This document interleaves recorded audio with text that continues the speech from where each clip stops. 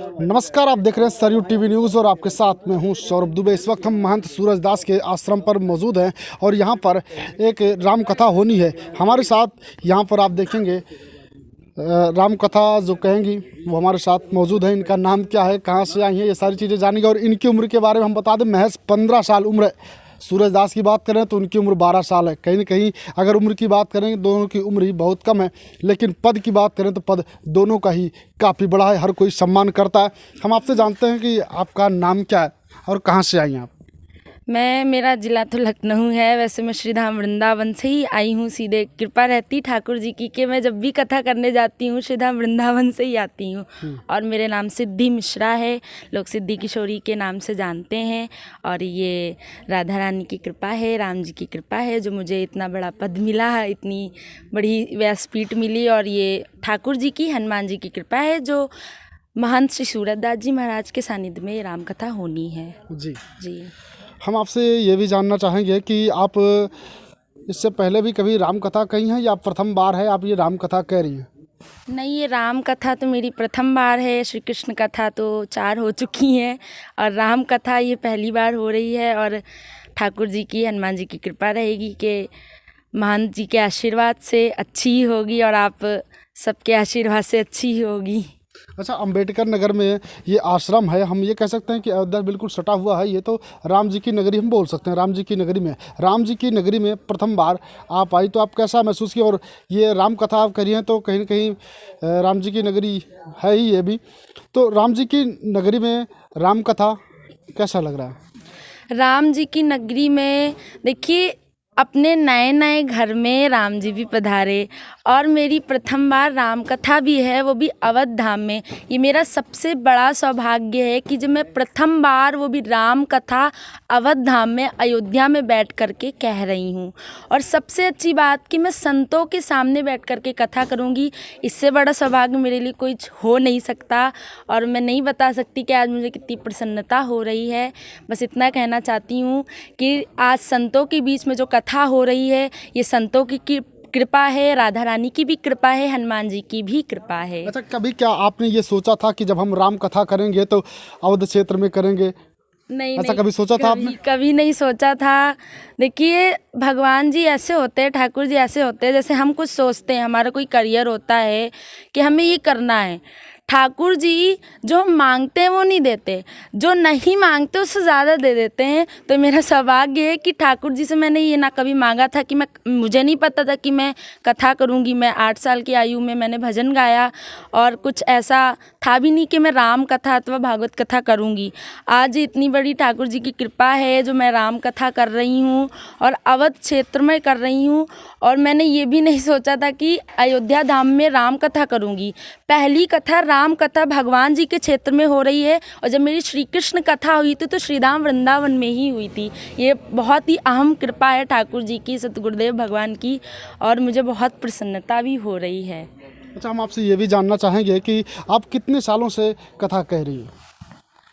मुझे 1 साल हो गया है कथा करते हुए और 4 साल हो गए हैं मुझे भजन गाते हुए। मैं प्रयागराज मंदिर में भजन गाती थी, तो भजन गाते गाते मेरी प्रैक्टिस बढ़ी। 14 साल की उम्र से कथा कह रही हैं? जी, जी, मैं 14 उम्र की हुई तो मैंने कथा शुरू की। जब मैं 8 साल की थी तब मैंने भजन गाना शुरू किया।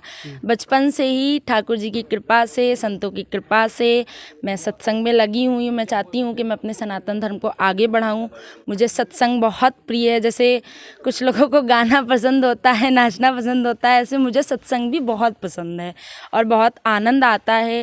और किसके आप सब मेरा लाइव देखेंगे और बहुत ही प्रसन्नता हो रही है। अच्छा, हम आपसे ये भी जानना चाहेंगे कि इस उम्र में लोग डॉक्टर, इंजीनियर, अफसर, बहुत सारी जो तमाम पद हैं, खासकर सरकारी नौकरी करना चाहते हैं लोग, और इस उम्र में आपने कथा चुना, क्या कारण रहा? कारण बस यही रहा कि देखिए, जब मैंने वही पहले बात बोली कि जो हमें बनना रहता है, जो हमें पाना रहता है ठाकुर जी वो नहीं देते, जो हमें नहीं पाना रहता वो दे देते। माने जो हमारी इच्छा होती है उसके आगे बढ़ के देती। मेरी इच्छा, मेरा सपना था कि मैं सिंगिंग करूं, मैं भजन गाऊं। मेरा ऐसा कोई सपना नहीं था कि मैं भागवत भी करूंगी। तो कहते हैं ठाकुर जी के घर में देर है पर अंधेर नहीं। मैं तो कहती हूँ देर भी नहीं है अंधेर भी नहीं है। अगर हमें भरोसा होगा तो ठाकुर जी हमें ज़रूर देंगे। तो मेरे लिए ना ठाकुर जी ने कभी देर की और ना ही अंधेर की। मुझे जो मिला ठाकुर जी ने बहुत दिया और मैं चाहती हूँ कि अपने सनातन धर्म को आगे बढ़ाऊँ। सत्संग करना चाहिए। कहते हैं सत्संग करने से बहुत लाभ होता है और जब मैं सत्संग करती हूँ तो मुझे बहुत ही प्रसन्नता होती है। ये भी हम आपसे जानना चाहेंगे कि कब आपको लगा कि हमें कथा करना चाहिए या इस तरीके से सनातन धर्म को लेकर कुछ कार्य करने चाहिए जिससे सनातन आगे बढ़े? कब आपको लगा, आपके मन में कब ये इच्छा जागृत हुई? देखिए मेरी इच्छा तो भजन गाने की थी। मैंने बोला मेरी कथा करने की इच्छा थी, पर मैं कहते हैं कि पहले गुरुदेव से आदेश लिया जाए तब कुछ आगे बढ़ा जाए। तो मैंने गुरुदेव से पूछा, गुरुजी की भी इच्छा थी कि तुम कथा करो और गुरुजी के आशीर्वाद से मैं आगे बढ़ रही हूँ। प्रिया कांजू की कृपा से मैं आगे बढ़ रही हूँ और गुरु का आशीर्वाद मेरे साथ हमेशा बना रहे। और मैं यहीं से अपने सतगुरुदेव भगवान को प्रणाम करती हूँ जो उनकी कृपा से मैं यहाँ पर व्यासपीठ पर बैठ करके यार राम कथा कहने जा रही हूँ। इसके अलावा आप कोई पढ़ाई वढ़ाई भी करती हैं? पढ़ाई अभी तो मैं 10th में हूँ और पढ़ाई भी चलती है और मैं भागवत जी की भी पढ़ाई कर रही हूँ, शास्त्री भी चल रही है, दोनों हो रहा है, सत्संग भी हो रहा है, पढ़ाई भी हो रही है। बोर्ड का पेपर भी होगा, कैसे एडजस्ट करती हैं आप ये सारी हो चीज़ें? जाता है, ठाकुर जी की कृपा से सब हो जाता है। बोर्ड का पेपर जो होना होता है हो जाता है, ठाकुर जी सब कृपा करते हैं।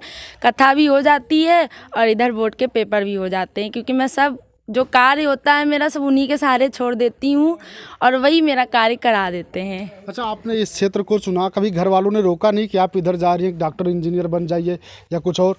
नहीं, कभी नहीं टोका। देखिए मेरे फैमिली वालों ने कभी ये नहीं कहा कि तुम्हें ये बनना चाहिए। उन्होंने कहा कि जो तुम्हें अच्छा लगे वो करो। और मैं जब सत्संग की, भजन गाना चालू की, तब सबसे ज़्यादा इच्छा मेरे पिताजी की थी कि तुम भागवत सीखो। तो मैं पिताजी के कहने पर भी कथा सीख रही हूँ और मेरे फैमिली वालों को बहुत खुशी होती है कि ऐसे इस उम्र में लोग इंजीनियर डॉक्टर का सोचते हैं, पर उन्होंने कभी मुझे नहीं रोका। मेरी फैमिली वाले ने कभी नहीं कहा कि तुम मत सीखो और उन्होंने सपोर्ट किया। और मैं तो कहती हूँ कि सभी घरों में ऐसे माँ बाप दें जो मुझे इतना सपोर्ट कर रहे हैं और यहाँ तक मुझे बैठाए हैं। जो कुछ भी है, देखिए मेरे ऊपर संतों की कृपा है, गुरु की कृपा है, माता पिता की कृपा है। तो इन्हीं सब के आशीर्वाद से और कृपा से मैं यहाँ पर खड़ी हुई हूँ। कभी भी नहीं रोका कि तुम्हें ये नहीं करना है। अच्छा, कुछ ऐसे भी माँ बाप हैं जो बच्चों पर ज़बरदस्ती करते हैं कि आपको नहीं ये करना है, ये नहीं वो करना है, कुछ संदेश देना चाहेंगी आप? नहीं, मेरे मम्मी पापा ने कभी नहीं कहा। माता पिता ने बस मेरे यही बोला कि तुम्हारी क्या इच्छा है। मैंने मम्मी पापा से बोला कि मुझे भजन गाना है, तो मम्मी ने कहा ठीक है तुम्हारा मन है भजन गाओ। उसके बाद मेरी थोड़ी लगन भी हुई कि कथा करते हैं, सत्संग हो जाता है और कथा में तो आनंद ही अलग होता है।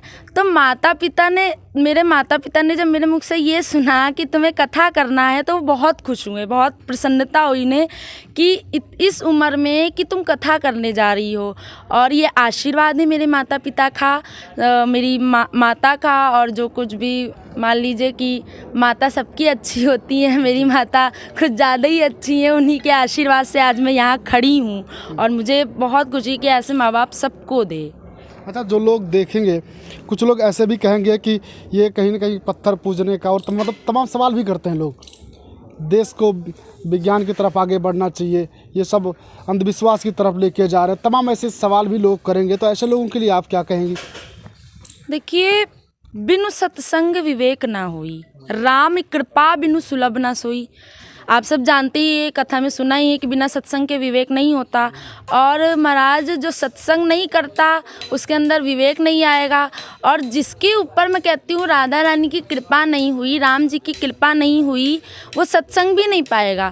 तो जब ठाकुर जी कृपा करते हैं तभी सत्संग मिलता है और तभी विवेक जागृत होता है। और लोग कहते हैं कि हमें पूजा पाठ नहीं पसंद है, भगवान नहीं होते, तो वो उनकी श्रद्धा है। श्रद्धा माने कि आप ये समझ लीजिए कि भगवान ने भी उनको वो अवसर नहीं दिया है कि आप पूजा करिए, पाठ करिए। तो वो भगवान जब कृपा करते हैं तभी हमें सत्संग मिलता है, और जब सत्संग मिलता है तो हमें विवेक मिलता है। यही मैं कहना चाहती दो हूँ। सवाल आपसे और रहेगा। एक तो संदेश हम चाहेंगे, कोई संदेश जो आप देना चाहें ऐसे बच्चों को जो माँ बाप की बातें नहीं मानते, ऐसे बच्चों के लिए कोई संदेश। उसके बाद एक सवाल और करेंगे। देखिए, मैं खुद एक बच्ची ही हूँ अभी, और मैं तो बस यही चाहती हूँ कि सत्संग करना हमारे लिए बहुत आवश्यकता है। हमारा एक टाइम टेबल होता है कि हमें इतने बजे खाना खाना है, ठीक है, इतने बजे हमें नहाना है, इतने बजे हमें ये करना है, बाहर जाना है, नौकरी पे जाना है, इतने बजे हमें पढ़ाई करनी है, तो इतने बजे ये करना है, उतने बजे ये करना है। तो एक टाइम हमें भजन का भी होना चाहिए कि हम भजन बढ़ाएं। देखिए, हमारा धर्म है कि हम सनातन धर्म को आगे बढ़ाएं। धर्मो रक्षति रक्षता। आप धर्म की रक्षा करेंगे, धर्म आपकी रक्षा करेगा। आप धर्म को आगे बढ़ाइए। मैं बस इतना कहना चाहती हूँ कि सत्संग हमारे लिए बहुत ही आवश्यक है। जैसे हमारे लिए पढ़ने आवश्यकता है, जैसे हमारे लिए भोजन करना आवश्यकता है, वैसे ही हमारे जीवन में सत्संग होना भी बहुत ज़रूरी है। और सत्संग कैसे मिलेगा? वो गुरु कृपा से मिलेगा। जब गुरु के सानिध्य में आएंगे तब हमें सत्संग मिलेगा। राधे बस राधे। लास्ट सवाल है, आपके साथ क्या महंत सूरजदास भी दिखाई दे सकते हैं? अब महंत जी तो मेरे, अब इतनी कृपा है महंत जी की कि जब से मैं यहाँ आई हूँ मेरे आंखों के सामने ही है, और अभी कलश यात्रा में गए हैं सब।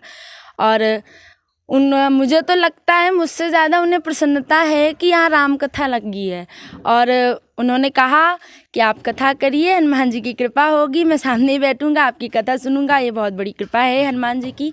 राधे राधे। धन्यवाद, आपने अपना कीमती समय दिया। राधे राधे। तो इनसे हमने बातचीत की, उन्होंने बहुत ही अच्छे तरीके से अपनी बात रखी। बहरहाल, आप क्या सोचते हैं?